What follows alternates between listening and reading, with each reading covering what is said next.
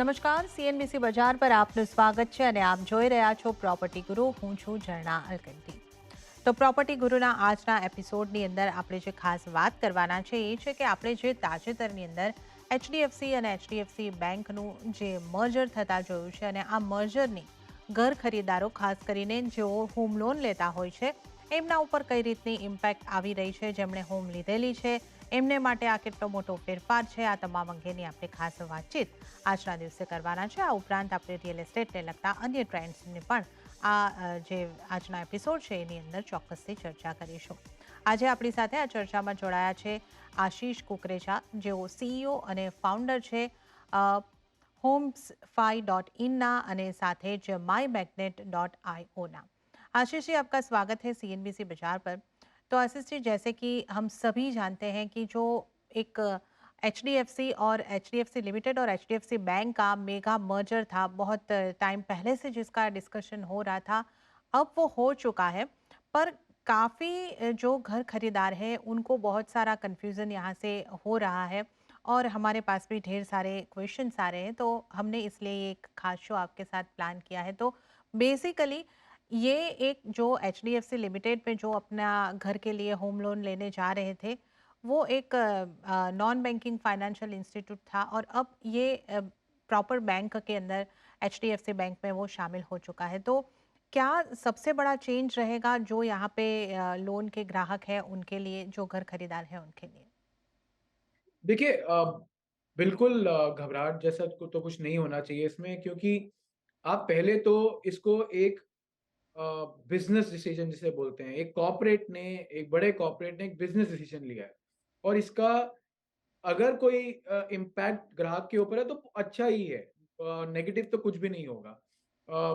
अगर आप बिजनेस के हिसाब से सोचने जाएं तो आपके जो सर्विस लेवल्स बढ़ेंगे, आपका जो ब्रांच की रीच है वो बढ़ेगी, आपको सर्विस करने वाले प्रोसेसेस इंप्रूव होंगे, आपको और ज़्यादा प्रोडक्ट्स ऑफर हो सकते हैं।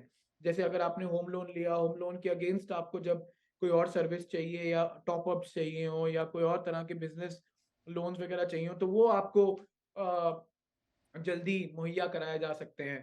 और जब बैंक को इससे एफिशिएंसी मिलेगी, तो बैंक भी वो कुछ ना कुछ कस्टमर को पास ऑन करने की कोशिश करते हैं through multiple ways. It's a business thing which I may not be able to comment, but fundamentally ये बिजनेस साइड से देखे जाने वाली चीज है। अब बात सिर्फ इतनी सी है कि एचडीएफसी की जो होम लोन की जो ब्रांचेस हैं, अब वो बैंक के ब्रांचेस के जैसे बिहेव करेंगी। ऑलरेडी उनके सिस्टम्स आपस में मर्ज हो चुके हैं। तो मोटा मोटा कस्टमर को आपको सिर्फ बेहतर सर्विस, बेहतर प्रोडक्ट प्रोफाइल दिखेगी। जरूर बिकॉज ऑफ एफिशिएंसी कुछ और फायदे भी दिख सकते हैं। और अगर आप टेक्निकली बोलना चाहें तो now repo rate, they will be moving from a prime lending rate to repo rate, which may also have a good impact on the way interest rates behave, जैसे इंटरेस्ट रेट बिहेव करते हैं customer के लिए। तो I think summary अगर आप मुझसे पूछना चाहें तो आपको फायदा ही होगा, नुकसान कुछ नहीं है। ઓકે, તો આજે એચડીએફસી લિમિટેડનું એચડીએફસી બેંકની અંદર મર્જર છે એનાથી જે લોન લેનાર ગ્રાહક છે, ઘર ખરીદનાર ગ્રાહક છે, જે લોન લેવા ઈચ્છી રહ્યા છે, તમામને માટે એક પોઝિટિવ ઇમ્પેક્ટ જ આવી રહી છે. તમને વધુ સારી સેવાઓ મળશે અને કદાચ સમયની સાથે સાથે તમને એડ ઓન નવા ફીચર્સ પણ, નવી સેવાઓ પણ મળતી દેખાઈ શકે છે. એ આવનારા સમયની અંદર બેંક દ્વારા એની જાહેરાત થઈ શકે છે. આપણે જોવાનું રહેશે. તો ઓવરઓલ મોટો ચેન્જ નથી, તમને સારી એક સુવિધા જ અહીંયા આગળથી મળવાની છે. आशीष जी, अब मैं ये जानना चाह रही हूँ कि जिन्होंने ऑलरेडी पहले लोन लिया है एचडीएफसी लिमिटेड से, तो उनके ईएमआई, इंटरेस्ट रेट, इस कुछ शेड जो लोन लोन का उनका रीपेमेंट का शेड्यूल है उसमें उसमें कुछ चेंजेस होगा या ये यहाँ पर भी कोई बदलाव की गुंजाइश नहीं दिख रही है? नहीं, बिल्कुल नहीं, कोई ऐसा आपको बदलाव नहीं दिखेगा इसमें। जैसे मैंने बोला कि अब एंटिटी के हिसाब से रेपो रेट पे मूवमेंट जो हुई है, उससे जो चेंजेस आते हैं जब इंटरेस्ट रेट्स की मूवमेंट होती है, तो थोड़ी उसमें शायद आपको स्पीड अप दिखे प्रोसेस में। बाकी जो लोन प्रोसेस करने का या लोन होने के बाद के जो प्रोसेसेस हैं वो सब सेम ही रहने वाले हैं। तो एज सच अगर आप एग्जिस्टिंग ग्राहक हैं तो आपको कोई भी किसी भी चीज़ की परेशानी नहीं है। मैं फिर रिपीट करूँगा, क्योंकि आपका अगर एक अच्छा प्रोफाइल है होम लोन का एचडीएफसी के साथ, तो शायद अब उसका फ़ायदा आपको बाकी जो लोन प्रोडक्ट्स हैं या ओडी फैसिलिटीज़ हैं, उसमें मिल सकता है। ઓકે, તો તમારા ઈએમઆઈ કે જે શેડ્યુલ છે એને લઈને તમને કોઈ ફેરફાર અહીંયા આગળથી નથી જોવા મળી રહ્યો, અને જે ઇન્ટરેસ્ટ રેટ છે એ રેપો રેટ્સની સાથે લિંક થતો હોવાથી જે ઇન્ટરેસ્ટ રેટના બદલાવ છે એ ઝડપી અહીંયા આગળથી લાગુ થશે. આના સિવાય અત્યારે આપણને કોઈ મોટો ચેન્જ જેમણે ઓલરેडी लोन લીધી છે એમના ઉપર આવતો નથી લાગી રહ્યો. आशीष जी, अब ये भी जानना चाहूंगी कि जिन्होंने ऑलरेडी लोन के लिए अप्लाई किया था इस मर्जर से पहले, पर उनका डिसबर्समेंट बाकी था, तो उनके ये इनके लिए क्या अभी बदलाव होगा और उनका ये आगे का प्रोसेस कैसे होगा?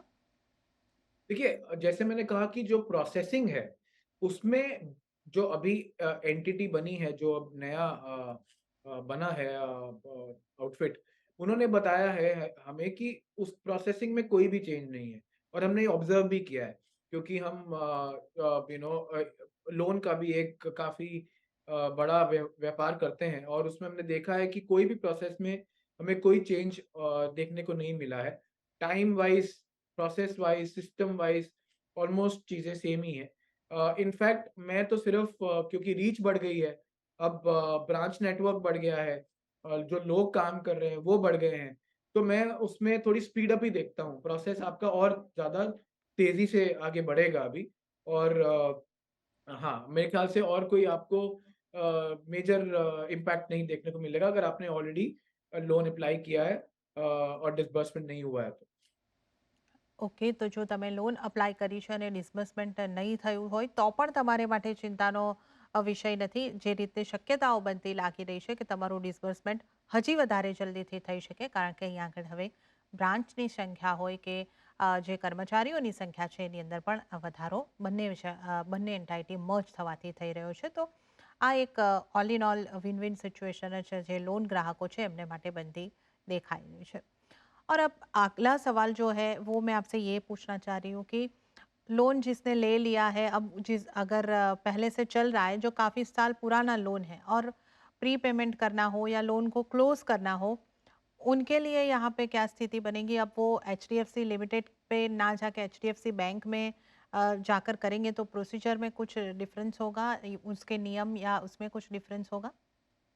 नहीं, इनफैक्ट वहाँ पे भी अगर आप पहले ही एचडीएफसी के अच्छे ग्राहक हैं और आपका एक रिलेशनशिप है और फिर अगर आप ऐसा कोई प्रोसेस के लिए जाते हैं तो आपको ऑब्वियसली वहाँ पे जल्दी सर्विस मिल पाएगी और आप किसी भी ब्रांच में जाके आप ये कार्रवाई कर सकते हैं।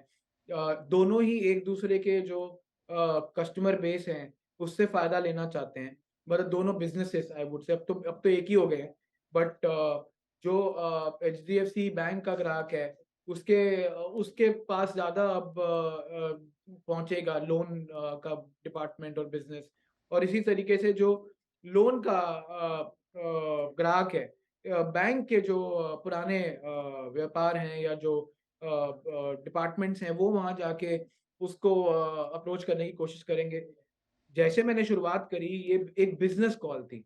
इसमें कोई एक एक एक एक ऐसा कंपनी जो इससे फ़ायदा लेना चाहती है, तो इस हिसाब से उन्होंने इसको एक एफ़िशिएंटली प्रोसेस बनाकर आगे बढ़ाया है। अगर मैं उस पर्सपेक्टिव से जाऊँ, तो आप अगर जाएँगे तो आपको बैंक से भी पूरी-पूरी सेवा मिलेगी। आपको ये चीज़ अपने दिमाग में बिठा लेनी है कि अब एचडीएफसी लिमिटेड की कोई ब्रांच नहीं है। अब सारी ब्रांचेज़ एचडीएफसी बैंक की हैं और बस अब स्टाफ इंटीग्रेट हो रहा है, प्रोसेसेस ऑलरेडी इंटीग्रेट हो चुके हैं। ઓકે, તો આ એચડીએફસી બેંકના મર્જરની આપણે અહીં આગળથી ખાસ ચર્ચા કરી છે, અને હું આપણે ફરી એક વખત જણાવી દઈએ કે આ મર્જર બાદ આપણે જે રીતે જોઈ રહ્યા છે કે આ સૌથી વધારે વેલ્યુએશન ધરાવતી બેંક આપણે બનતી જોઈ રહ્યા છે, અને વિશ્વની સૌથી મોટી બેંકની અંદર પણ ચોથા ક્રમે હવે આ બેંક આવી રહી છે. તો જો તમે અહીંયા આગળ તમારી લોન છે, લોન લેવા માંગો છો, તો તમે એક સારી બેંકમાંથી લોન લઈ રહ્યા છો અને તમારે સારી સેવાઓની અપેક્ષા અહીંયા આગળથી રાખી શકો છો. कोई मोटी चिंता नहीं તમારે ज़रूर नहीं लागी रही. आशीष जी, आज हम इस बारे में जब बात कर रहे हैं तो ओवरऑल एचडीएफसी के बारे में तो हमने बात की, पर अगर कोई एक बैंक की बात ना करते हुए हम जो ग्राहक लोन लेना चाहते हैं, वो लोन के लिए कौन सी बैंक में जाना उनके लिए अच्छा रहेगा? मतलब क्या देख के उनको जाना चाहिए लोन लेने से पहले? कौन-कौन सी चीज़ें हैं जो उनको एक बार देख लेनी चाहिए, जान लेनी चाहिए? देखिए, सीधी तरीके से अगर हम समझें तो सर्विस लेवल्स जो हैं वो अलग-अलग, जो सर्विस लोन प्रोवाइडर्स हैं उनके डिफरेंट हैं। तो वो समझना बहुत इम्पोर्टेंट है, बिकॉज़ ये एक लंबा रिश्ता है। आप बहुत सालों के लिए लोन लेते हो। तो आपको ये ज़रूर है कि आप ये देखना चाहते हो कि रिव्यूज़ कैसे चल रहे हैं, क्या फीडबैक आ रहा है। जब छोटे-छोटे रिक्वायरमेंट्स हैं, आप प्रीपे कर रहे हो लोन को, या फिर आप टॉप अप ले रहे हो, या फिर आप जो भी आपकी ओडी लेने की फैसिलिटी में जा रहे हो। तो आपको किस तरीके की सपोर्ट मिल रही है, किस तरीके की प्रोसेस है, वो आपको ज़रूर इवैल्यूएट करना चाहिए। साथ-साथ ये भी देखना चाहिए कि जब भी ब्याज दरों में बदलाव आता है, तो कौन से ऐसे बैंक्स हैं जो टाइमली इसको रिस्पॉन्स दे पाते हैं। क्योंकि एक यूजुअल कंप्लेंट रहती है कि बढ़ाते वक्त तो जल्दी बढ़ाते हैं, घटाते वक्त ज़रूर टाइम ले लेते हैं। तो ये भी एक ऑब्जर्व करने वाली जैसी बहुत इम्पोर्टेंट बात रहनी चाहिए। और ओवरऑल जो इंस्टीट्यूशन है उसकी हेल्थ कैसी है, उसका जो कॉर्पोरेट गवर्नेंस है वो कैसा है, वो भी देखना बहुत इम्पोर्टेंट है, उसकी बैलेंस शीट कैसी है। तो कई बार आप छोटे मंझोले या फिर एनबीएफसीज़ में लोन लें, लेकिन और आपको रहे कि भाई वो थोड़ा आपको अच्छा रेट दे रहे हैं, जो कि चांसेस होते नहीं हैं। मतलब जैसे कहते हैं ना कि कोई आपको सस्ते में क्यों देगा? वैसा ही लोन के जैसा है, कोई सस्ते में दे रहा है तो आपको उसको क्वेश्चन करना चाहिए। तो उल्टी बात भी है, अगर आपको आपका यहाँ पे लोन नहीं हो पा रहा और आप कहीं पे बहुत ज़्यादा ब्याज दर दे रहे हैं, तो आपको वो भी चेक करना चाहिए। तो मेरे हिसाब से इंस्टीट्यूशन की रिव्यू, इंस्टीट्यूशन की हेल्थ, ये बहुत इंपॉर्टेंट फैक्टर्स हैं। सर्विस लेवल्स, ये बहुत इंपॉर्टेंट फैक्टर हैं। और इस हिसाब से अगर हम अपने टॉपिक पे भी आएँ, तो एचडीएफसी अब जो एक बड़ी एंटिटी, मतलब अब तो विश्व स्तरीय इंस्टीट्यूशन हो गया है, आई थिंक।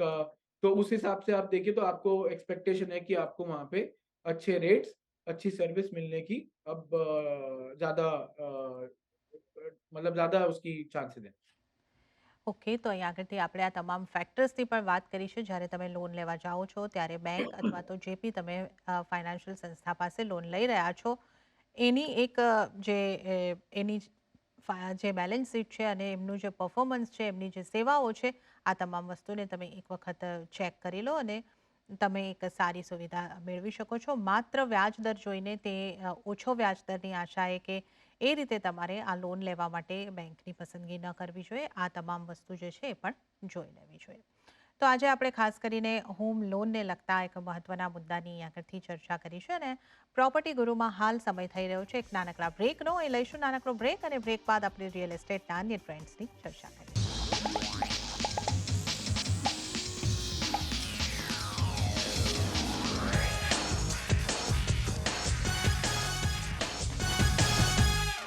બ્રેક પછી પ્રોપર્ટી ગુરુમાં આપનું ફરી એક વખત સ્વાગત છે અને આજે ચર્ચામાં આપણી સાથે આશીષ કુકરેજા જોડાયેલા છે. તો હવે આપણે रियल एस्टेट ना अन्य ट्रेंड्स की चर्चा तरफ आगे बढ़ीશું.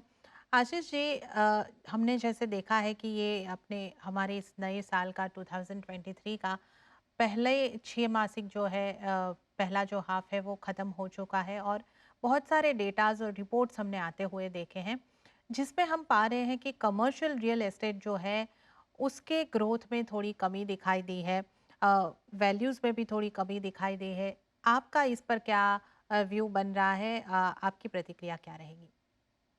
देखिए, मोटा-मोटा तो आप ये समझ लीजिए कि इस समय जो अच्छा इन्वेंटरी है मार्केट में वो अवेलेबल उतना नहीं है, डिमांड सप्लाई मिसमैच है। तो ज़रूर अगर जब इन्वेंटरी उस नेचर की पूरी एग्ज़ॉस्ट हो जाती है, जो मार्केट को चाहिए, तो फिर एक बारी थोड़ा-सा जो डिमांड है वो कम हो रही है या फिर इंटरेस्ट कम होता है, तो थोड़ा बहुत आप देखते हो कि प्राइसेज़ थोड़े फिर इम्पैक्ट होने शुरू होते हैं। बट एक बड़ी साइकिल होती है, उस साइकिल में एक छोटी साइकिल होती है। तो अब मैं इसको एक छोटा-सा ब्लिप ही मानूँगा, जो भी हम कहीं अगर किसी-किसी सेक्शन में या किन्हीं-किन्हीं एरियाज़ में हम ये चेंजेस देख रहे हैं। और लेकिन बड़ी साइकिल जो है, वो इस समय अभी भी स्ट्रॉन्ग है, पॉजिटिव है, कमर्शियल के लिए भी, रेज़िडेंशियल के लिए भी। अच्छी इन्वेंटरी की डिमांड अभी भी बनी हुई है और जैसे-जैसे हम लोग इकोनॉमी में ग्रोथ देख रहे हैं, अर्बनाइजेशन देख रहे हैं, कमर्शियल एस्टेब्लिशमेंट भी उस पे रिएक्ट करेगा। कमर्शियल में कुछ ऐसे एरियाज़ हैं जहाँ पे थोड़ी-सी तकलीफ ज़्यादा है, कुछ में कम है।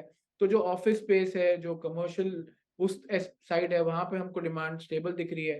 रिटेल थोड़ा हमें वीक दिख रहा है। तो वो इस तरीके से आप कह सकते हैं। बट ऑफ़िस स्पेस और ऑफ़िस रेंटल साइड अभी भी काफ़ी स्ट्रॉन्ग है और मुझे लगता है ये एक बड़ी साइकिल में हम हैं। ઓકે, તો અત્યારે આપણે જે ખાસ કરીને એક કમર્શિયલ રિયલ એસ્ટેટની જે સ્થિતિ છે એના ઉપર એક ખાસ વાત કરી છે. તો અમુક કારણો છે, પરંતુ જે અ, સારા જે કમર્શિयल प्रोजेक्ट છે એની ડિમાન્ડ હજી પણ આપણને બનેલી દેખાઈ રહી છે. आशीष जी, ये भी जानना चाहूंगी कि स्टॉक मार्केट की वॉलेटिलिटी का क्या ये कमर्शियल रियल एस्टेट पे इम्पैक्ट आ रहा है, इस पे आपका क्या व्यू बन रहा है? देखिए बहुत ज़्यादा इम्पैक्ट तो मैं स्टॉक मार्केट का एकदम डायरेक्ट इम्पैक्ट तो नहीं मानूँगा।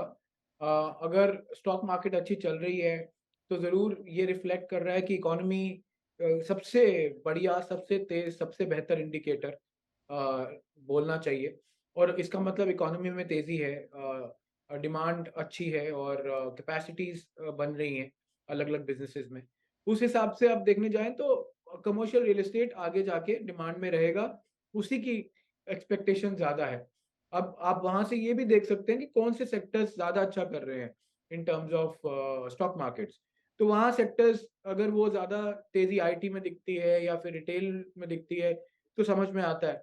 आईटी थोड़ा वीक दिखा, अगर इस बारी हम रिज़ल्ट देखें, तो ज़रूर जो आईटी रिलेटेड कमर्शियल ऑफरिंग्स हैं, जैसे जो प्लेयर्स इस स्पेस में ज़्यादा अच्छे हैं या बैंगलोर और पुणे जैसी मार्केट में स्ट्रॉन्ग हैं, उनको तकलीफ देखने को मिल सकती है। वो इंडिकेटर आप समझ सकते हैं। ऑन फ्लिप साइड अगर कोई जैसे आप वेयर हाउसेस देख रहे हैं या इस तरह की जो डिमांड है, वो स्ट्रॉन्ग दिख रही है या फिर जो बिज़नेस डिस्ट्रिक्ट्स हैं, जहाँ पे एम्प्लॉयमेंट अच्छी बढ़ रही है, वहाँ पे डिमांड ठीक दिख रही है। तो उस हिसाब से कुछ पार्ट्स अच्छा करेंगे, कुछ पार्ट्स अच्छा नहीं करेंगे, वो स्टॉक मार्केट भी रिफ्लेक्ट करेगी। बट अगर आप फंड मूवमेंट के हिसाब से देखने जाएँ, तो जब इक्विटीज़ अच्छा करता है, तो रियल एस्टेट इन्वेस्टमेंट साइड पे थोड़ा ज़्यादा अच्छा नहीं करता है क्योंकि पैसा वहाँ डाइवर्ट हो जाता है। बट आई थिंक अब जो बड़े और दिग्गज निवेशक होते हैं, वो समझदार हैं अभी। वो अपनी डाइवर्सिफ़िकेशन को मैनेज करते हैं और पैसे का जो आंकलन है वो करते रहते हैं, कहाँ ज़्यादा, कहाँ कम, लेकिन फैला के काम करते हैं। तो उस हिसाब से रियल एस्टेट में भी डिमांड अच्छी है क्योंकि इस बार ऐसा नहीं हो रहा है कि इक्विटी अच्छा कर रही है तो रियल एस्टेट नीचे जा रहा है। इस बार दोनों ही साथ में अच्छा कर रहे हैं, तो स्मार्ट इन्वेस्टर्स अपने हिसाब से वो पैसे को डायरेक्ट कर रहे हैं। ઓકે, તો ઇક્વિટી માર્કેટની વોલેટિલિટીની અત્યારે તો આપણને ખાસી એવી અસર જે છે એ નેગેટિવ ઇમ્પેક્ટ પડતી તો નથી દેખાઈ રહી રિયલ એસ્ટેટની ઉપર, કારણ કે હવે જે રોકાણકારો છે જાગૃત બન્યા છે અને ડાયવર્સિફાઈડ કરીને પોતાના ઇન્વેસ્ટમેન્ટ કરી રહ્યા છે, તો રિયલ એસ્ટેટના ઇન્વેસ્ટમેન્ટ પણ પોતાની જગ્યાએ અહીંયા આગળથી ગ્રોથ બતાવી શકે છે. એ ખાસ આપણે અહીંયા આગળથી આશીષજીનો વ્યૂ બનતો દેખાઈ રહ્યો છે. आशीष जी, अब हम अगर इंटरेस्ट रेट की बात करें, अ, हमने बहुत कम इंटरेस्ट रेट भी देखे और उसके बाद धीरे धीरे हमने इंटरेस्ट रेट में हाइक आती हुई देखी, और अब हम जिस तरीके से देख रहे हैं, अब इसी वीक में हम काफ़ी सारी सेंट्रल बैंक्स की भी पॉलिसीज आते हुए देख रहे हैं. इंडिया में भी अब हम देखें तो एक पॉज के आसपास हम पहुंच चुके हैं. तो किस तरीके से इसका इम्पैक्ट आप देख रहे हैं इंटरेस्ट रेट का ऑन रियल एस्टेट? देखिए, इम्पैक्ट तो अच्छा नहीं होता है, कोई डाउट ही नहीं है उसमें। जब ब्याज दरें बढ़ती हैं, तो आपकी जो अफ़ोर्डेबिलिटी है, वो गिरती है। आप देखिए, आप एक इनकम देखते हैं, आप जब उसमें ईएमआई निकालते हैं, तो आपको समझ में आता है कि मैं अब इतने वैल्यू की प्रॉपर्टी आराम से अफ़ोर्ड कर लूँगा, मेरे लाइफ़स्टाइल में बहुत ज़्यादा इम्पैक्ट नहीं आएगा। लेकिन जब ब्याज दरें बढ़ती हैं, तो आपको ईएमआई बढ़ जाती है, ईएमआई बढ़ने से फिर आपकी अफ़ोर्डेबिलिटी ड्रॉप होती है। फिर आप एडजस्ट नहीं करना चाहते, फिर आप रुक जाते हैं। आप कहते हैं कि चलो ब्याज दरें कम होंगी, तो मैं अब बड़ा ही घर लूँगा या इसी पिन कोड पे लूँगा। तो उस हिसाब से थोड़ा इम्पैक्ट तो पड़ता है। ख़ासकर जो मिड इनकम और लो इनकम ग्रुप है, वहाँ पे ज़्यादा पड़ता है, क्योंकि वहाँ पर ये इम्पैक्ट देखने को मिलता है। जो लोग खुद का पैसा भर के बिना लोन के घर लेते हैं और वो ख़ासकर हमें लग्ज़री में दिखता है।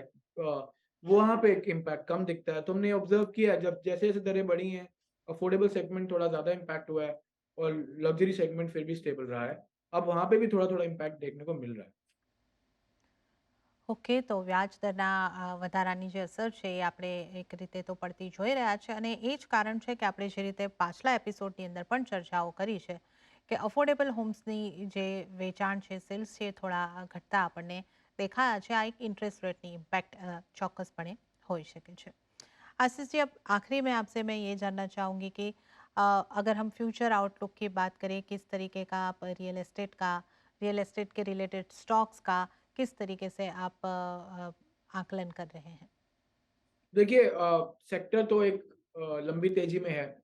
उसका रीज़न ये है कि आप पिछले पिछले कई साल की जो वीकनेस थी, उसकी साइकिल जब खत्म हुई तो फिर एक नई साइकिल शुरू हुई। उसमें अब कोविड एक बहुत बड़ा इवेंट था। उसकी वजह से भी बहुत कुछ बदलाव आया ग्राहक के सोचने में। अब उसके बाद अब आप देखिए कि जो भी रेडी इन्वेंटरी है वो ऑलमोस्ट अच्छी इन्वेंटरी एग्ज़ॉस्ट होती हुई दिख रही है। जो डेवलपर्स हैं उनकी बैलेंस शीट स्ट्रॉन्ग हुई है, कैश फ्लोज़ अच्छे आ रहे हैं। तो पैसा उगा पा रहे हैं, तो फिर अब वो पिछली गलतियाँ नहीं कर रहे, कि जाएँ और वो पैसे से ज़मीन खरीदें और पैसा फँसा दें। अब वो अपना डेट क्लीन कर रहे हैं, अपनी बुक्स साफ़ कर रहे हैं, ज़्यादा से ज़्यादा जेवी कर रहे हैं, ताकि उनका पैसा ना लगे ज़मीन खरीदने में। और जो बड़े डेवलपर्स हैं, वो और बड़े होते जा रहे हैं, क्योंकि अब जो छोटे डेवलपर्स हैं, उनको रेगुलेटरी चीज़ें मैनेज करने में, सेल्स और मार्केटिंग मैनेज करने में तकलीफ़ हो रही है। तो उस हिसाब से मैं बोलूँगा कि स्टॉक मार्केट में जो कुछ प्लेयर्स हैं, वो ज़रूर अब अच्छा करेंगे। मार्केट कंसिस्टेंट रहनी चाहिए।